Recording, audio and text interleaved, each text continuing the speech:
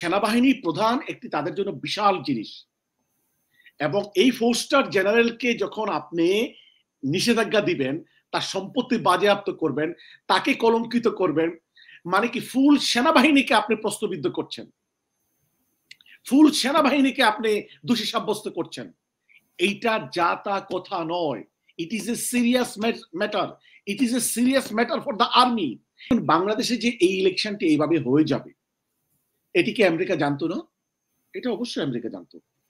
এখানে যে ভারতের প্রত্যক্ষ সমর্থনে হাসিনা ইলেকশনটি করে ফেলবে, ইলেকশন করে হয়তো পার পেয়ে যাবে, এটা কি আমেরিকা জানতো না? অবশ্যই জানতো। তাহলে আমেরিকা যে এত কথাগুলো বললো, সেটা কারণ কি? সেটারও একটা কারণ আছে। নৈতিক জায়গা থেকে আমেরিকা তো চুপ থাকতে পারে না।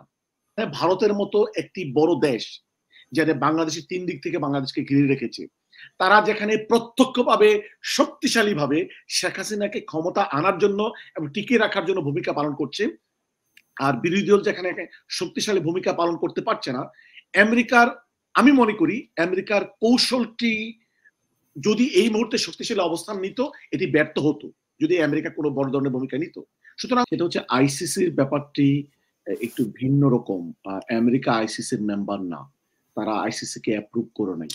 অর্থাৎ বাংলাদেশ যেমন আইসিসি কে এন্ডোর্স করেছে, অ্যাকসেপ্ট করেছে আইসিসির মেম্বার, ইসরায়েল এবং আমেরিকা আইসিসির মেম্বার না। এটি মূলত অনেকটা কারণ হচ্ছে যে ইসরায়েলের সাথে আমেরিকার যে সম্পর্ক, এটি অন্যতম প্রধান কারণ।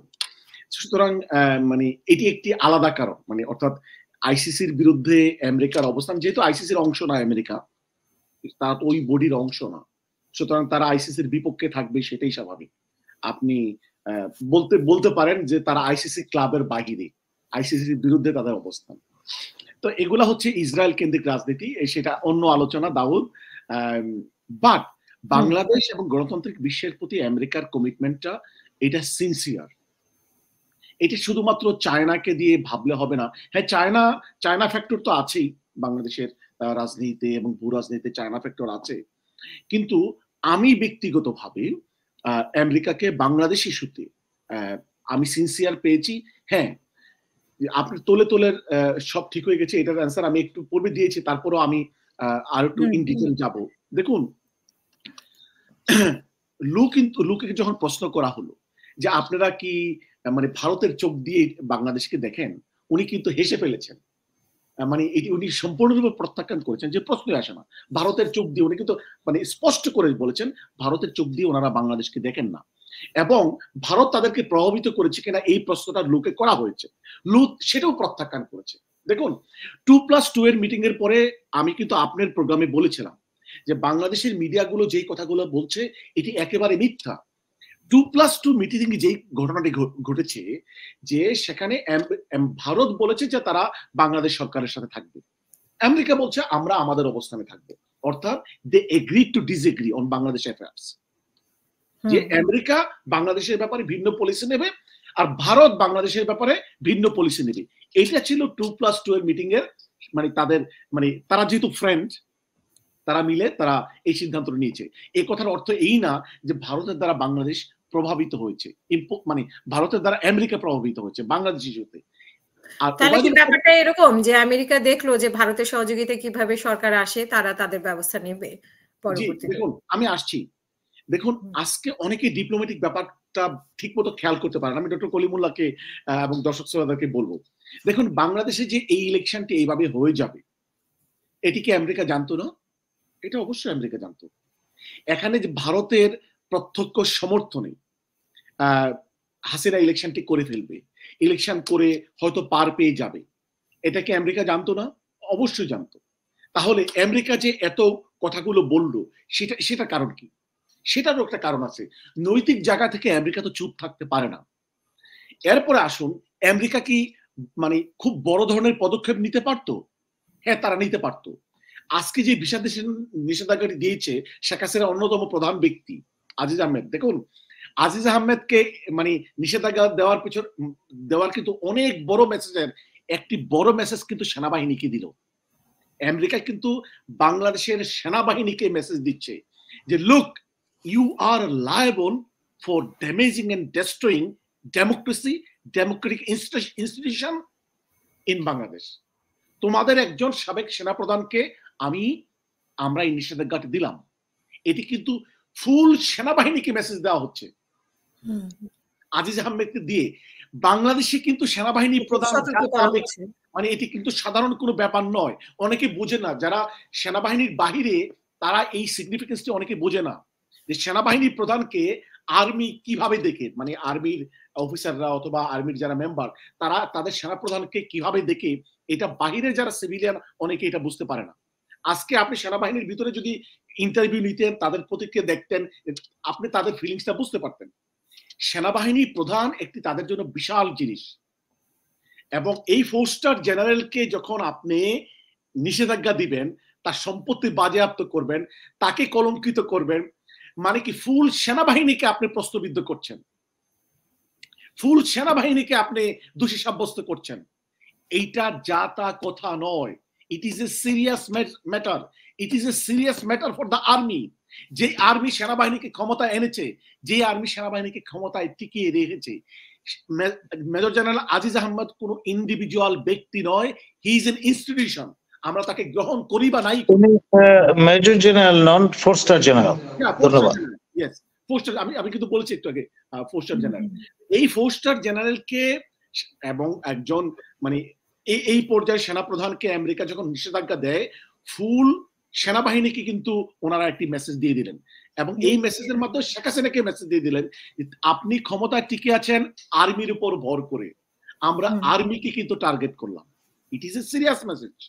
অর্থাৎ মানে আজিজ আহমেদের পথ যে আর্মি অফিসাররা ধরবে, যে আর্মির প্রধানরা ধরবে, তাদের একই পরিণতি বহন করতে হবে।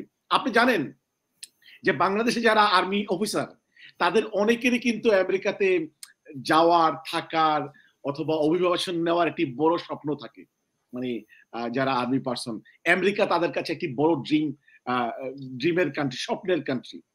আজকে আমেরিকাতে যদি তাদের হাসান মাহমুদ কি বললেন, হাসান মাহমুদকে তো ওনাকে আনেন, দেখি আমার সাথে কথা বলতে বলেন, আমি হাসান মাহমুদকে জবাব দেব। বলেন যে নিষেধাজ্ঞা দেওয়া হয়নি, যাই হোক। আচ্ছা, সো আমি পূর্বে বলেছিলাম হাসান মাহমুদ কিন্তু ইন্টারন্যাশনাল ডিপ্লোমেসিতে এবং ফরেন অ্যাফেয়ার্সে উনি কোনো অভিজ্ঞ ব্যক্তি না। আচ্ছা, অনেকেই জানতে চাচ্ছে যে পুলিশের উপর দিবে কিনা, তারপরে এর উপরে আসবে কিনা, নির্বাচন কমিশনের উপরে, এগুলো অনেকে প্রশ্ন করছেন। অনেক প্রশ্ন আমি দেখাতে পারছি, অনেক প্রশ্ন দেখাতে পারছি না। ডক্টর কলিমুল্লাহও কিন্তু বলেছেন এটা স্টেপ বাই স্টেপ আসতে পারে। আর আমেরিকান ডিপ্লোমেসি তারা যখন সিদ্ধান্তগুলো নেয়, অনেকগুলো ফ্যাক্টর এখানে কাজ করে। ধরেন তারা আজকে এটি নিষেধাজ্ঞা দিল, এটার প্রভাব কি হবে তারা যাচাই করে, এবং এটার মধ্য দিয়ে তারা কি হাসিল করতে চায় তারা যাচাই করে। আর কিছু নিষেধাজ্ঞা আছে, নাজমুল হাসান কলিমুল্লাহ যেটা বললেন, যে আমেরিকার প্রাইভেসি পলিসির কারণে তারা পাবলিকলি বলে না। অর্থাৎ অনেকের ব্যাপারে নিষেধাজ্ঞা কিন্তু চলছে, অর্থাৎ সে যখন ভিসা নিষেধাজ্ঞা চলছে, কিন্তু আমরা জানি না। অফকোর্স হাসান মাহমুদ বললেই তো হবে না। আমেরিকা যখন একটি সিদ্ধান্ত আনুষ্ঠানিক ভাবে নেয়, উনি খেয়াল করে থাকবেন হাসান মাহমুদ, মিস্টার ব্লিংকেনের টুইট থেকে কিন্তু টুইট করা হয়েছিল, এটা নরমাল কোনো মুখপাত্রের বক্তব্য নয়।